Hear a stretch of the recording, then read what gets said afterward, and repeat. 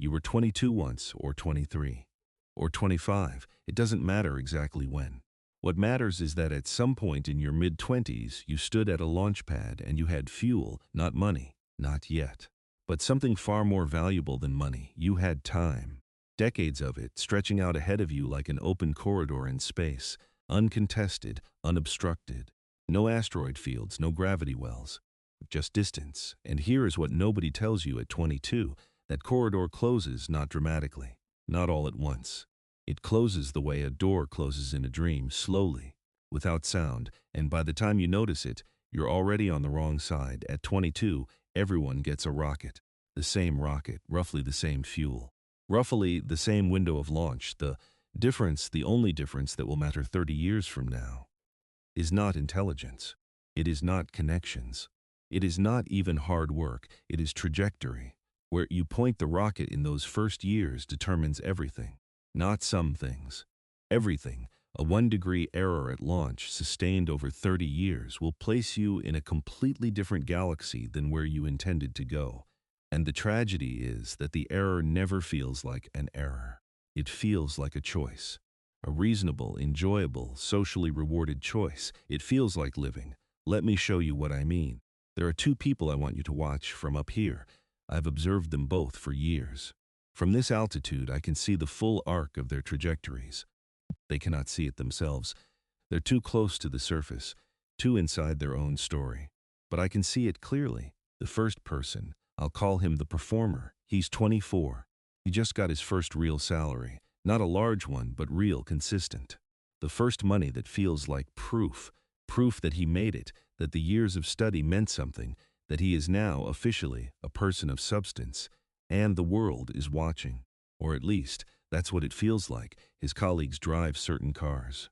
His social feed is full of certain restaurants, certain watches, certain weekends.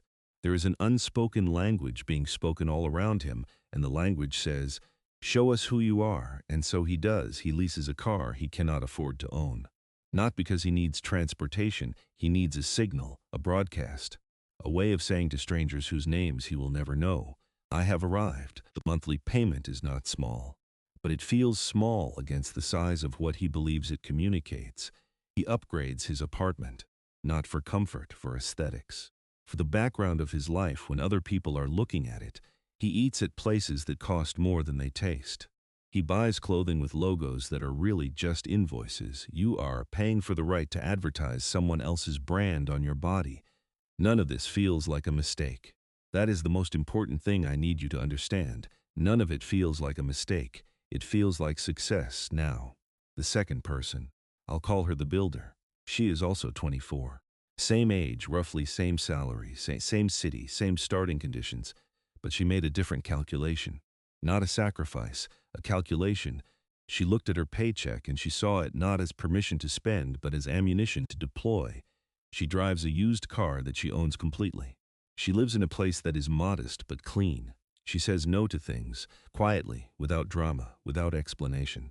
She is not performing poverty. She is not living in deprivation. She is simply, every month, before she touches her salary for anything else, a fixed amount moves automatically into an account that compounds quietly in the dark, like a star that nobody photographs because it doesn't know how to be flashy, just burning, growing, slowly, invisibly, accumulating mass. She doesn't talk about it. Nobody cheers for her at dinner parties. Her car doesn't turn heads. Her apartment doesn't make anyone feel inadequate. From the surface, she looks like she's standing still. From up here, she is moving faster than anyone around her. Here is what nobody tells you about compound interest. It is not a financial concept. It is a physical law, like gravity, like the speed of light. It does not care about your feelings, your excuses, your intentions, or your circumstances. It operates whether you use it or ignore it. And if you ignore it, if you spend your 20s feeding it to other people instead of keeping it for yourself, it will work just as faithfully against you as it would have worked for you. Let me show you the math, not to impress you, to wound you, because this wound is necessary. The performer, at 24, begins spending approximately $800 a month on lifestyle inflation. The car payment, the upgraded apartment difference, the restaurants, the wardrobe, the signal. $800 a month. That's $9,600 a year, not a fortune, easily justifiable. Many people spend more, but here is what that $9,600 per year actually costs. If instead of spending it, he had invested it consistently from 24 to 34 for exactly 1 decade at a historically average market return of roughly 8% annually. By the time he's 65, that single decade of decision would be approximately $1.4 million. $1.4 million, not from a windfall, not from a genius investment, not from luck. Simply from not spending money he was spending on signals to strangers. He didn't lose $800 a month. He lost $1.4 million. He just didn't see it yet. And here is the part that breaks people when they finally understand it. He cannot get it back. That is the property of time that makes it fundamentally different from every other asset. You can earn more money, you can learn more skills. You can rebuild a reputation, repair a relationship, recover from illness. You cannot recover lost time. Every single day that passes without your money compounding is a day that is permanently removed from your total. Gone, sealed, no refund. No appeal. The universe has no customer service line. Here is what nobody tells you about your 20s. They are not the cheap years. They are the most expensive years of your entire life, because every dollar you waste in your 20s costs you $40 in your 60s. The price of youth is not measured in what you spend. It is measured in what you don't build, and the tragedy, the specific, precise tragedy of the performer, is that he spent those years buying things that depreciated to impress people who didn't care, with money that was silently, invisibly, irreversibly worth a fortune he will never see. From up here I have a name for what happened to him: financial gravity. Gravity is invisible. You don't see it. You feel it as weight, as resistance, as the persistent sense that moving upward requires more effort than seems fair. But you rarely think of it as a trap, because everyone around you is also subject to it. The trap is the baseline. The trap is normal. Financial gravity works the same way.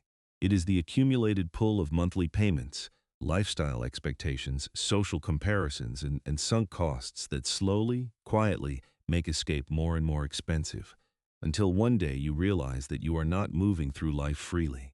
You are orbiting in a fixed circle, held in place by invisible forces you agreed to years ago without fully understanding the terms. The lease that felt like freedom is now a chain. The apartment that felt like arrival is now a ceiling. The wardrobe that felt like identity is now a burden that must be maintained. The standards you set for yourself in your 20s, the visual performance of success, have become the minimum below which you cannot fall without feeling like a failure. And here is the cruelest part of financial gravity. It doesn't feel like failure while you're in it. It feels like a life, a full, busy, visually impressive life. Dinner reservations and new phones and vacations photographed at the right angle. It feels like the life you were supposed to want. But from up here, from the altitude where the math is visible and the decades are visible and the trajectory is visible, it looks like a man in a golden spacesuit. Beautiful, gleaming, impressive to everyone watching. With no oxygen inside, that suit will not save him. It will not take him anywhere.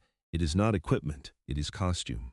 And the vacuum of space, the cold, indifferent vacuum of a life that keeps moving forward whether you're prepared for it or not, does not care how good the costume looks. He is 41 now, the performer. He earns more than he ever has. His title is impressive. His lifestyle has expanded to meet every raise he has ever received and slightly exceeded it. He has never, not once, earned less than he spent. He has simply always spent exactly as much as he earned, and occasionally a little more. He has no financial mass, no compounding engine, no orbit of his own. He is entirely dependent on the next paycheck to maintain the current performance. And he is just beginning to feel it. Not panic, not yet. Just a low-frequency unease. The sense that something in the math doesn't add up. That the future he assumed would simply arrive, the comfortable retirement, the financial security, the eventual exhale, is not approaching on schedule. It is not approaching at all. Out here, I think about time differently than I did on Earth. Einstein told us that time is not constant, that it bends, that it moves differently depending on where you are, how fast you're moving, what gravitational field you're inside. He was talking about physics, but he was also, without knowing it, describing the subjective experience of financial time. When you are 22, time feels infinite. The future is a vast, featureless distance. Retirement is an abstraction so remote it barely registers as real. The decisions you make feel low stakes because the consequences are decades away, and decades, at 22, feel like forever. This is the illusion. This is the specific cognitive distortion that costs people everything. Because the math of compound interest does not operate on your subjective experience of time. It operates on calendar time, on actual years, on the silent, indifferent accumulation of days that pass whether you feel them or not. And what 22 feels like infinitely far away, compound interest feels as catastrophically close as tomorrow. Every year you delay is not merely 1 year of lost growth. It is the removal of one layer of compounding from every subsequent year.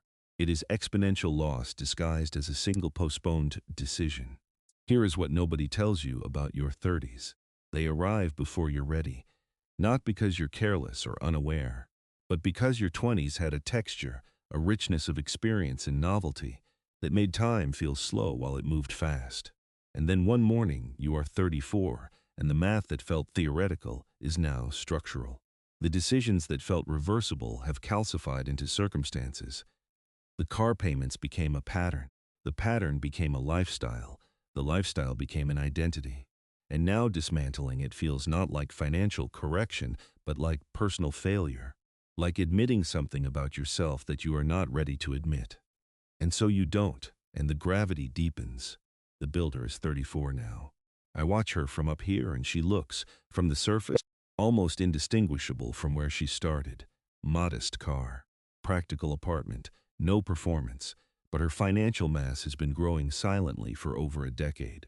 The account she started at 24, the one nobody applauded, the one that generated no likes, no admiration, no signal to strangers, has been compounding through markets, through downturns, through all of it, without panic and without interruption.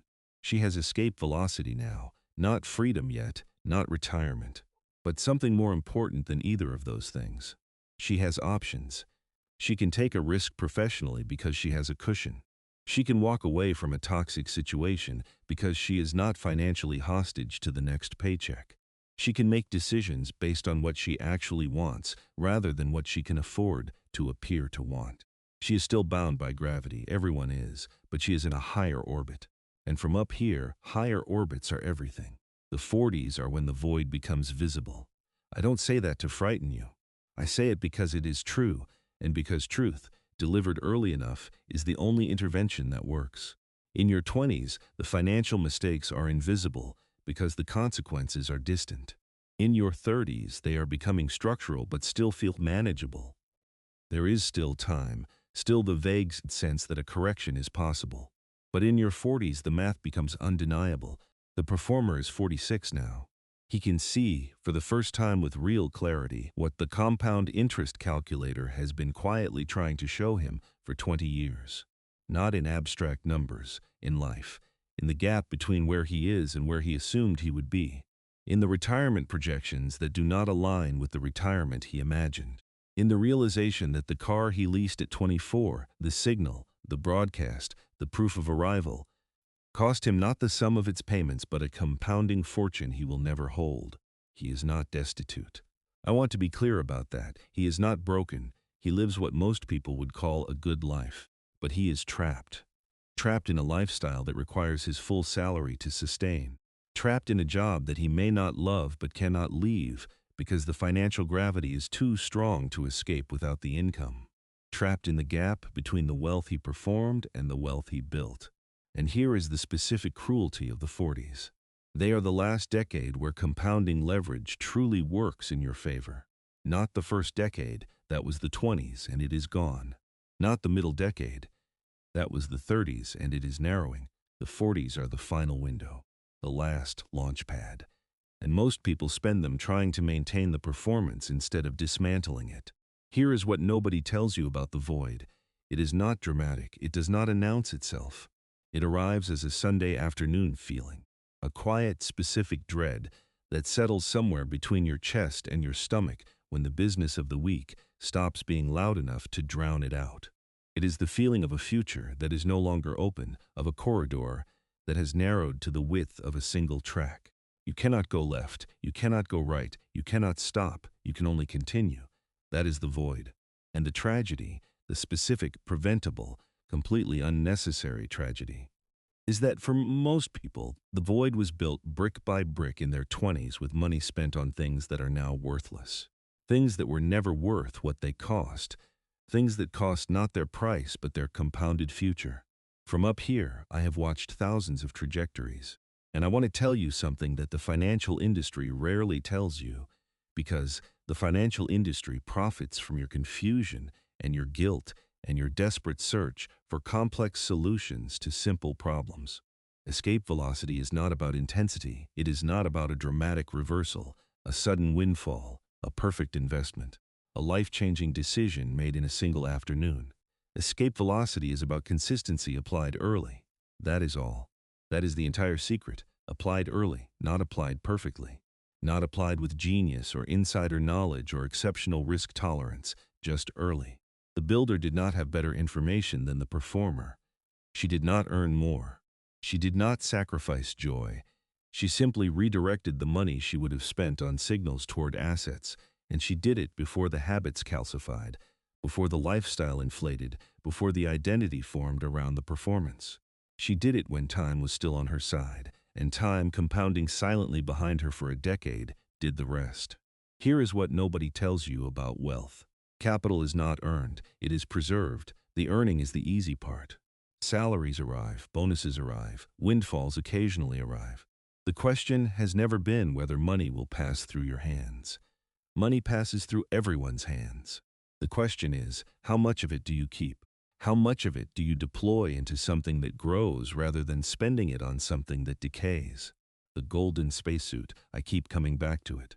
The image of a person who spent everything on the appearance of being ready, for success, for status, for the admiring glances of strangers, but who, in the actual vacuum of financial reality, has no oxygen, no system, no propulsion, just a beautiful exterior and a slow suffocation happening inside it. You cannot eat the suit.